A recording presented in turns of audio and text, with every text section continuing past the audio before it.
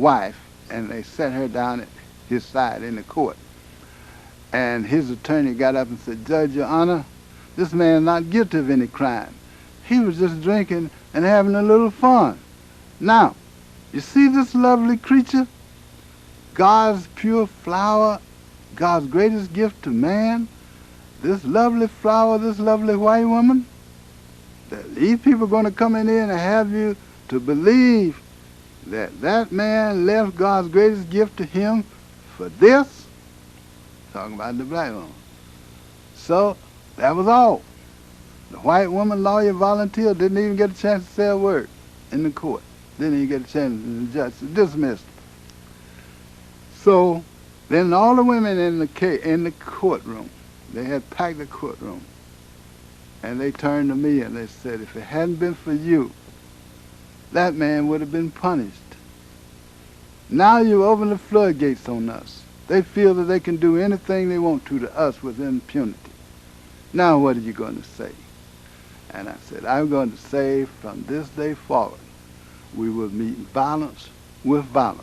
We will become our own judges, our own prosecutors, and our own executioners. And that's what we'll do from now on." And so they had to take the man out of the back door of the courthouse. They couldn't bring him through the crowd of black women who had congregated there. And it just happened the man was there from the United Press International, and he heard me say that.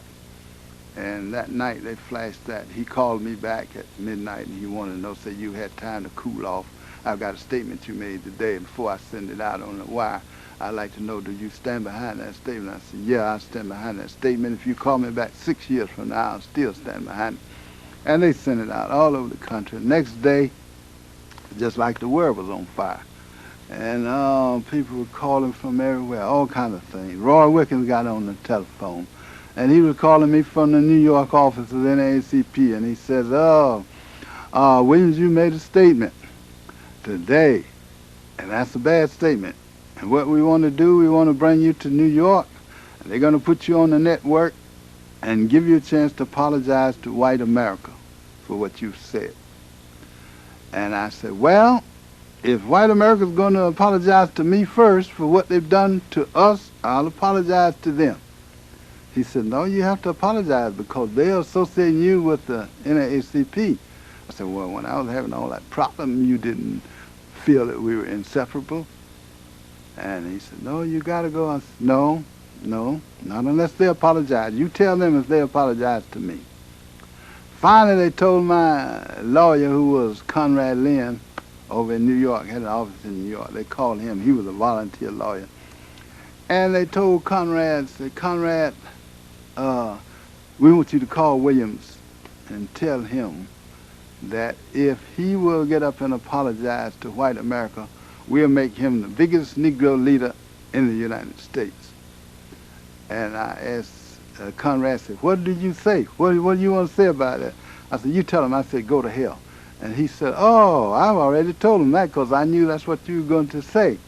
But that's the way it started to, and then the press started to scream across the country, and the media, mass media, that I had even advocated the indiscriminate slaughter of white babies in their cradle. So this all ties in of why you've not heard about Monroe, because there was a conspiracy out there to keep this quiet and not to let people know that it was effective. Now, it was picked up overseas. They picked it up in Cuba, they picked it up in China, they picked it up in Africa, and this is how I got to be known in places like China and Cuba, because this was picked up. And those people didn't believe in turning the other cheek. So to them, at last, they saw the possibility of some manhood developing among the black struggle in the United States. But they have done a lot of things to keep it quiet, to keep it out of the history. And now they're beginning, more and more, it's beginning to creep out. Now they've got what they call the Robert Williams Collection at the University of Michigan, and scholars are beginning to dig into this, and it's going to prove embarrassing to a lot of historians of how they missed so much history in this movement. Would you say anything different today? Would you change anything? No, I wouldn't change. You see, part of the problem I'm looking at now, we've got all of this ghetto problem and violence and drugs. Now, we never used drugs. We thought that's what show people used, the musicians.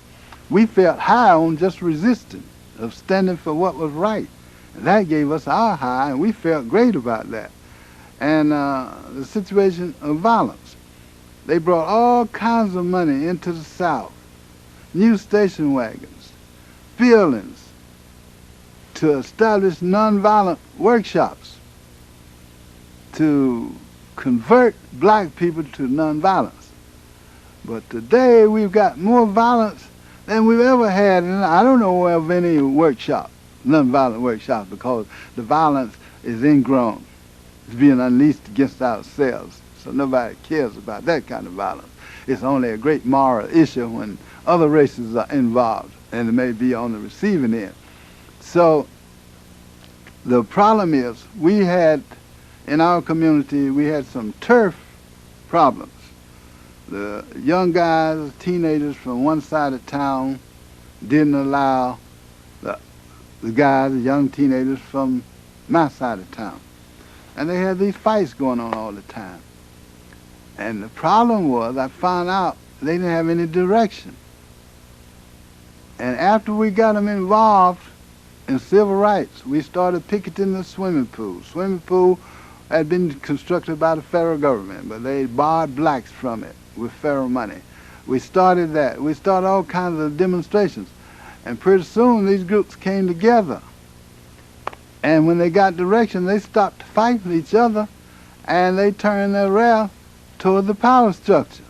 And this is why, even at this time, they don't want the youth to have any kind of direction that may be positive. And they talk about turning the other cheek and what happened back then, but the youth need to know about the situation now. And they're not about to turn the other cheek, so that we don't even need to mention that. But this is why these things have been camouflaged, they've been omitted, they've attempted to rewrite history. But eventually this will come out, and it's nothing like people have been taught. In your experience, what made a person, a man or a woman, what made them step out from the crowd and say, I won't take this anymore? Is it a special kind of individual? What does it take? No, it's primarily leadership. Primarily leadership. I remember I was in a church meeting. They had what they called a civic league. And there was a preacher there, we call him an Uncle Tom. And he was always selling out to the money interest. And at that time, that was a dry county, and they were trying to bring in alcohol.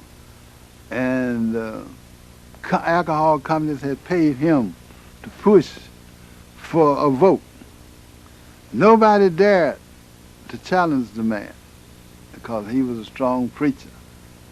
And so in this church meeting, he was saying that somebody spread the rumors that I've taken some money from the beer companies.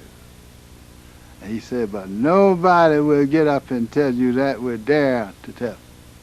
Well, I hadn't thought anything about it, but then it just struck me because I had been working in the lawyer's office when the company brought the money. And it just struck me then, even though I was alone.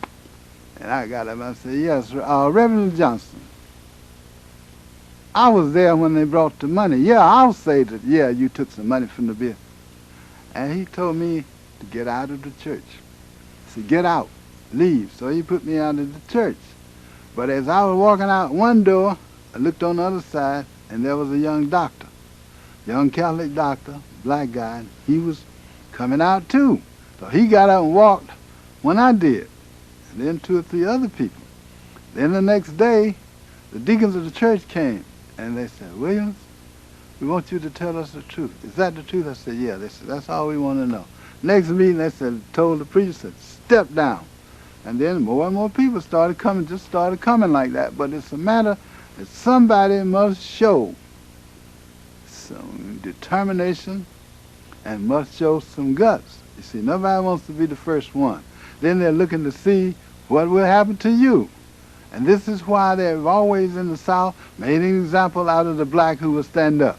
Because if they make an example out of him, they can keep the status quo.